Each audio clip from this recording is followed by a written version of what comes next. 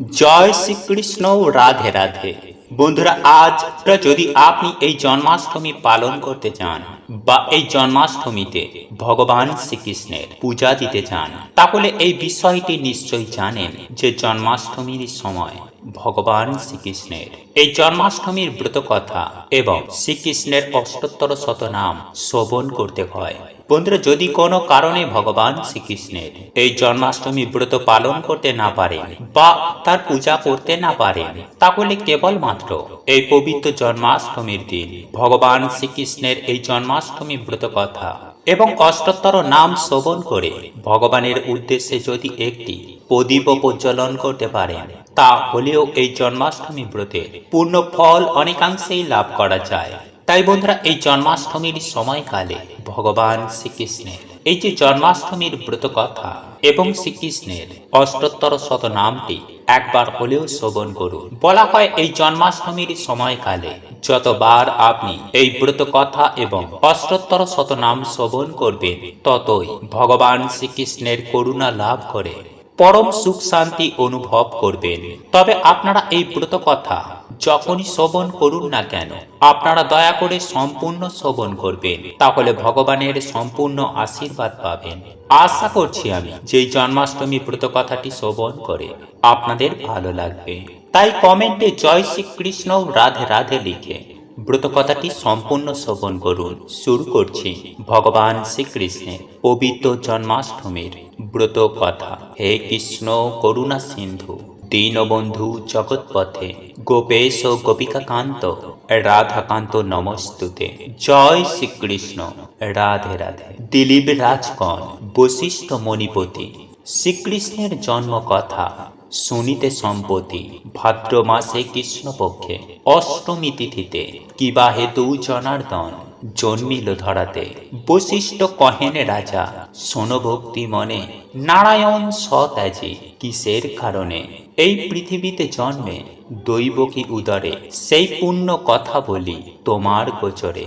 পূর্বকালে কংসাসুর নামে নরপতি অহংকারে মত্ত হয়ে থাকি দিবারাতে। পৃথিবীর দুঃখ দশা দেখি সুলপানি ক্রোধতে অধীর হয়ে কহে এই বাণী।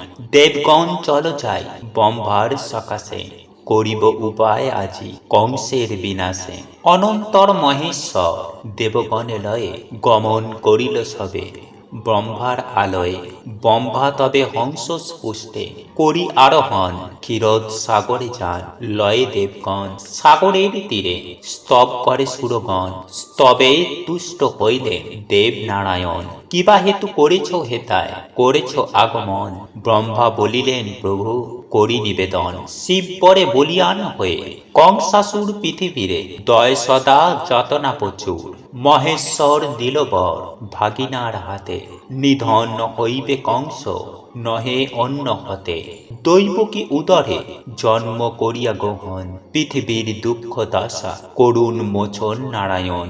বলিলেন দেব মহেশ্বর পার্বতীকে সাথে দেন একটি বছর, কার্য শেষে পুনরায় আসিবে চলিয়া। এত বলি উমা রমা সাথেতে লইয়া, মথুরা উদ্দেশ্যেই যাত্রা করি নারায়ণ। দৈবকী উদরে জন্ম করিলা গ্রহণ, ভাদ্র মাসে কৃষ্ণপক্ষে অষ্টমী তিথিতে। সোমবার রোহিণী নক্ষত্র নিশার্ধেতে, সর্বাধিক আলোকিত করিয়াছি করি ধরাধামে অবতীর্ণ শিশুরা ধরি। কেমনে রক্ষিব প্রভু কংস হাত হতে, ভাবিয়া উপায় মোরা নাহি পায় জিতে। অন্তর্যামী নারায়ণ অন্তরে বুঝিল, পরিধ্যান ত্যাজি প্রভু দ্বিভুজ হইল। অনন্তর ভগবান হরির কৃপায় বাসুদেব শূল হইতে মুক্তি পায়। মায়াময় শ্রী হরি আশ্চর্য মায়াতে, রক্ষীগণ অচেতন হইল নিদ্রাতে। যে সময়ে ভগবান আবির্ভূত হন যশোদা গর্ভেতে, যোগমায়া ব্রহেই জন্মলয়। অতঃপর ভগবান কন বসুদেব নন্দালয়ে তারে রাখি আসিতে হইবে। নন্দকন্যা যোগমায়া শ্রী ভগবতীকে আনায়ন করিয়া দেবেন দৈবকীতে। যেই কালে বসুদেব গমন করিল, কারাগৃহে লৌহদ্বার মুক্ত হইয়া গেল। মন্দ মেঘ গর্ণে গর্জন, মৃদুমন্দ বৃষ্টি ধারা হে পতন। স্বয়ং অনন্ত দেব সর্বরূপ ধরি, বাড়ি নিবারণ জন্য কৃষ্ণ শীর্ষ পরি। ছত্রের মতো ফণা করিয়া ধারণ, শ্রী বসুদেবের সাথে তিনি করে গমন। এইভাবেই বসুদেব যাইতে লাগিল যমুনার তটে, আসি উপস্থিত হইল দুকুলে বহিছে বান। বসুদেব ভাবে কেমনই হইয়া পার, গোকুলে যাইবে। হায় হায় কি করিব বসুদেব, কাঁদিতে লাগিল। অন্তর্যামী নারায়ণ অন্তরে জানিল, দেখিতে দেখিতে জল আসিল কমিয়া। শিবারূপে পার হয়ে যায় মহামায়া, শিবার পশ্চাৎ ধরি বসুদেব যান। মায়া করি বাড়ি মধ্যে পরে ভগবান, বসুদেব কাঁদে পুনঃ শিরে হাত দিয়া। জলক্রীড়া করে কৃষ্ণ যমুনা লইয়া, যমুনার পুরে সাত কৃষ্ণকে পাইয়া। কিছুক্ষণ পরে কৃষ্ণ উঠিল ভাসিয়া, সানন্দে বসুদেব তুলি নিয়া কোলে। যমুনা হইয়া পার আসিল গোকুলে, অন্তর বসুদেব আসীন্দালয়ে। যশোদা নিকটে দেখিল কন্যা আছে শুয়ে, মহামায়া প্রভাবিতে গোপীগণী যত। কেহ কিছু নাই জানে সবে নিদ্রাগত। যশোদাও পুত্র কিছু না বুঝেছে, জানে কোন দেবরূপী জনম লয়েছে। যোগমায়ারূপী কন্যা দৈবকীকে দিয়া, বন্ধ স্থানেতে বসু আসি চলিয়া। যোগমায়া প্রভাবে পুনঃবন্ধন ঘটিল, কারাগৃহে পুনরায় আবদ্ধ হইল। মহামায়া সদ্যজাতা শিশুর মতন, কন্দন করিবা মাত্রই জাগি রক্ষীগণ। এক রক্ষী কংস পাশে করিয়া গমন, দৈবকী প্রসব শিশু করে নিবেদন। বিদিত হইয়া আসি কারালয়ে, দেখিল দৈবকী কোলে কন্যা আছে শুয়ে। ক্রোধে কংস ধরিভারে উদ্ধত শিশুরে, দৈবকী কন্যাকে হন জড়াইয়ে ধরে। অস্ত্র সিক্ত আঁখি নিয়ে বলে বারবার, পান ভিক্ষা দাও রাজা কন্যারে আমার। না শুনিয়া তার কথা পাপরূপী কংস, শিশুরে করিতে চায় চিরতরে ধ্বংস। ধরিয়া শিশুর পদ ঊর্ধ্বতে তুলিল, শিলাপৃষ্ঠ লক্ষ্য করে নিক্ষেপ করিল। কিন্তু সেই শিশু কন্যা কংস হাত হতে আরো ঊর্ধ্বে যায়, উঠে না পড়ে শিলাতে।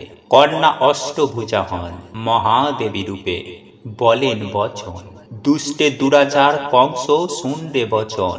কিবা লাভ হবে বোধি আমার জীবন, তোর সত্য জেনে তিনি বালক রূপেতে দিনে দিনে বর্ধিত হচ্ছে গোকুলেতে। অতএব নির্দোষী দৈবকী বসুদ হিংসা করি উভয়ের, কিবা ফল হবে। তারপর অষ্টভুজা মাতা ভগবতী গেলেন কৈলাস ধামে যথা পশুপতি। মহান বাক্য কংস করিয়া শোভন, বসু ও দেবকীরে করে বন্ধন মোচন। তৎপরে কি রূপে সত্য করি বিনাশন, পরামর্শ করে লয়ে মন্ত্রীগণ। জন্মাষ্টমী ব্রত কথা হলো সমাপন, জয় শ্রীকৃষ্ণ বলি ডাক সর্বজন। কৃষ্ণ জন্মাষ্টমী ব্রত করে যেই, সকল সদিচ্ছা তার হইবে পূরণ। রোগ শোক দূরে যায় শান্তি পায় মনে, জন্মাষ্টমী ব্রত কথা যেই জন শোনে। হে গোলক কৃষ্ণ প্রার্থনা চরণে, এই অধমের কৃপা আপনার গুণে। জয় শ্রীকৃষ্ণ, জয় শ্রীকৃষ্ণ, জয় শ্রীকৃষ্ণ। বন্ধুরা, এছাড়াও এই দিনে যে মনুষ্য আজ রাত্রে ঘুমানোর আগে এই শব্দটি একবার মনে করেন, সে যা চাইবে তাই পাবে। হ্যাঁ বন্ধুরা, সেই ব্যক্তি অখণ্ড সৌভাগ্যের অধিকারী হন। ওনার জীবনে বিভিন্ন দেবদেবীর কৃপা দৃষ্টি লাভ হয়। তাই আজ আমি আপনাদের কাছে অনুরোধ করব যে আজকের এই ভিডিওটি মনোযোগ সহকারে শেষ পর্যন্ত দেখুন, কারণ এই ভিডিওটি দেখে সত্যিই আপনারা অত্যন্ত উপকৃত এবং সমৃদ্ধ হবেন। দেখুন বন্ধুরা, আপনারা যদি নিজেদের মনস্কামনা মনোবাসনা এই সকল প্রত্যেকটি চরিতার্থ করতে চান, অর্থাৎ পূরণ করতে চান, তাহলে এইভাবে আপনি যদি ঈশ্বরকে ডাকেন বা এই শব্দটি আপনি যদি একবার মনে মনে করতে পারেন, তাহলে স্বয়ং পরমেশ্বর ভগবান শ্রীকৃষ্ণ আপনাদের সমস্ত মনোবাসনা পূরণ করে থাকবেন।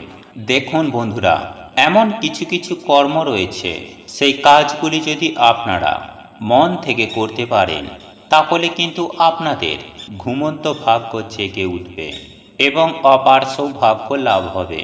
সুতরাং কয়েকটি কাজ আপনারা অতি অবশ্যই করবেন, জীবনে অত্যন্ত ভালো বেনিফিট পাবেন। চলুন এইবার মূল আলোচনায় প্রবেশ করা যাক। তবে মূল আলোচনায় প্রবেশ করার আগে আপনারা যদি স্বয়ং পরমেশ্বর ভগবান শ্রীকৃষ্ণের আশীর্বাদের হাত আপনার মাথার উপর রাখতে চান, তাহলে জয় শ্রীকৃষ্ণ রাধে রাধে লিখে কমেন্ট অবশ্যই করবেন। বন্ধুরা, আমাদের প্রত্যেকেরই জীবনে এমন কিছু কিছু ভুল কর্ম আমরা করে থাকি, এর ফলে এমন দোষ আমাদের প্রত্যেকের জন্মকুণ্ডলিতে লেগে যায়, যার ফলে যতই আপনারা পুজো পাঠ আরাধনা করুন না কেন, সেই দোষগুলো কিছুতেই দূর হতে চায় না। এবং এই কারণে অনেক কিছুই কিন্তু আমাদের সঙ্গে হতে পারে। এবং এই দোষগুলির মধ্যে বিশেষ করে দেবতাদের অভিশাপ, নেগেটিভিটির সমস্যা বৃদ্ধি পায়, বা ধরুন পিতৃপুরুষের অভিশাপ কিংবা অন্যের অভিশাপ আপনাদের পরিবারে লেগে গিয়েছে।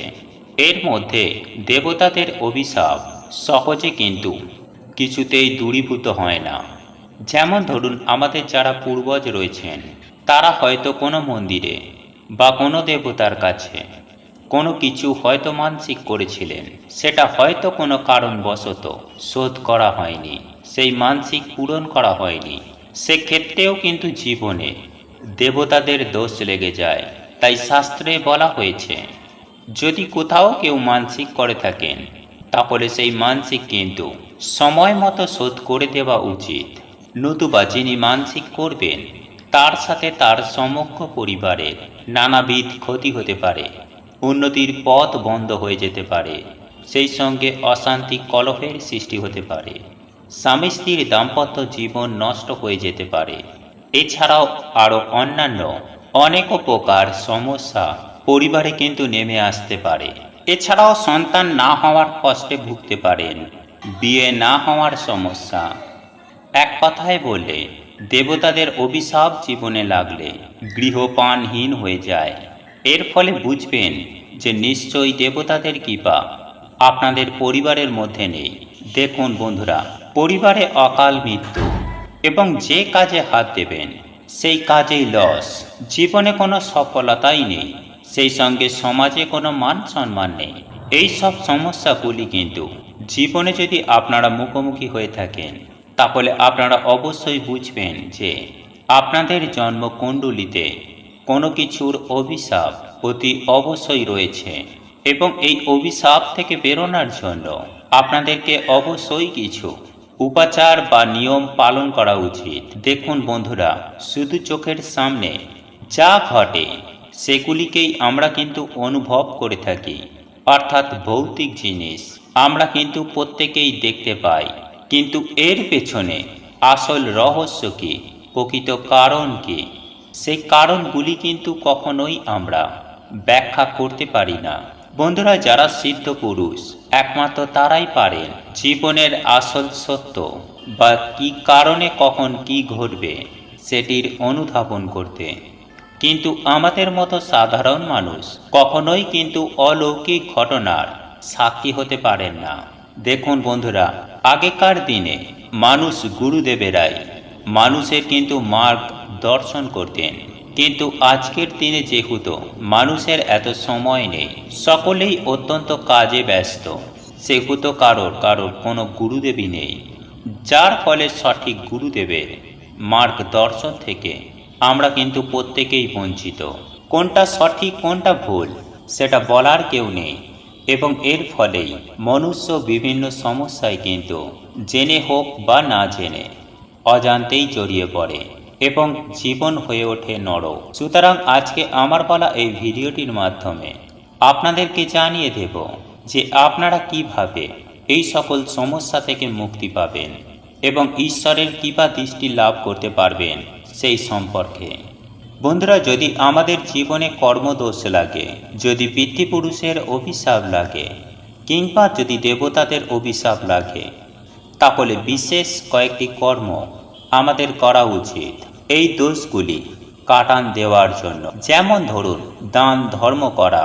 হ্যাঁ বন্ধুরা, হিন্দু শাস্ত্র মতে দান ধর্ম সব থেকে পূর্ণ কাজ এবং এটির গুরুত্ব অত্যন্ত পরিমাণে আমাদের শাস্ত্রে কিন্তু দেওয়া রয়েছে। দেখুন, আপনারা যদি দান ধর্ম করেন, অর্থাৎ কোনো অসহায় গরিব দুঃখী দুস্থ মানুষকে সাহায্য করেন, সেটা অর্থ দিয়ে হোক বা বস্ত্র দিয়ে হোক কিংবা খাদ্য দিয়েই হোক না কেন, তাহলে কিন্তু আপনারা অত্যন্ত পূর্ণ অর্জন করবেন এবং খুব সহজেই কিন্তু আপনারা স্বয়ং পরমেশ্বর ভগবান শ্রীকৃষ্ণের কৃপা দৃষ্টি লাভ করতে পারবেন তথা বিভিন্ন প্রকারের দোষ অভিশাপ এগুলি কিন্তু আস্তে আস্তে আপনাদের জীবন থেকে নাশ হয়ে যাবে।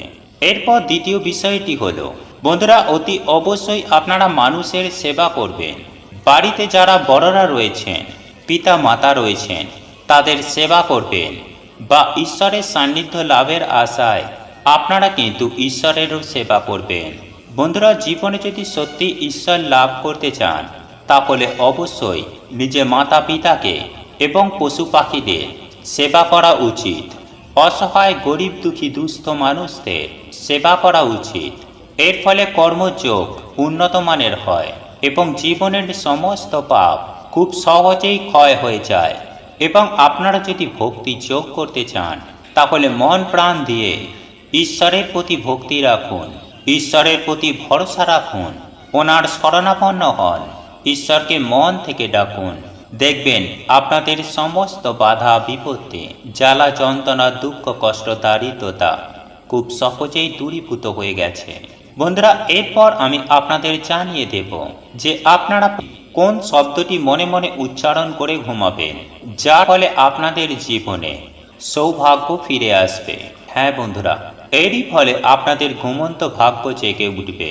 সেই সম্পর্কে বন্ধুরা, যদি আপনারা পরম ব্রহ্ম স্বয়ং পরমেশ্বর ভগবান শ্রীকৃষ্ণের আশীর্বাদ লাভ করতে চান, যদি আপনারা ওনার দয়া দৃষ্টি করুণা দৃষ্টি পেতে চান, তাহলে অতি অবশ্যই প্রতিদিন সন্ধ্যার সময়ে শুদ্ধ বস্ত্র পরিধান করে তুলসী মঞ্চে পরমেশ্বর ভগবান শ্রীকৃষ্ণের নামে ঘিয়ের বা সরিষার তেলের সুবিধা মতো একটি করে প্রদীপ প্রজ্বলিত করতে পারেন। এরপর আপনারা বাড়িতে নিত্য যেভাবে সন্ধ্যা আরতি করেন, ঠিক সেভাবেই বাড়িতে সন্ধ্যা দেবেন। তারপর রাত্রেবেলায় রাত্রিকালীন খাদ্য আহার গ্রহণ করার পর যখন আপনারা ঘুমাতে যাবেন, ঘুমানোর আগে তখন এই একটি বিশেষ শব্দ বা মন্ত্র আপনারা জপ করবেন। আর এই মন্ত্রটি হলো, হে কৃষ্ণ করুণা সিন্ধু দীনবন্ধু জগৎপতে গোপেশ গোপিকা কান্ত রাধা কান্ত নমস্তুতে। বন্ধুরা, আপনারা এই মন্ত্রটি খাটে বসে জপ কখনোই করবেন না। আপনারা আপনাদের ঠাকুর ঘরে কিংবা আপনার মন্দিরের সামনে বসে এই মন্ত্রটি 108 বার জপ করবেন এবং মনে মনে স্বয়ং পরমেশ্বর ভগবান শ্রীকৃষ্ণের বিশ্বরূপ দর্শন কেমন হয় সেটি কিন্তু মনে মনে কল্পনা করবেন। এবং ঘুমাতে যাওয়ার পূর্বে এই প্রক্রিয়াটি একবার আপনারা করতে পারেন, তাহলেই আপনাদের জীবনে কিছু দিনের মধ্যেই সুনিশ্চিতভাবে পরিবর্তন আসবে।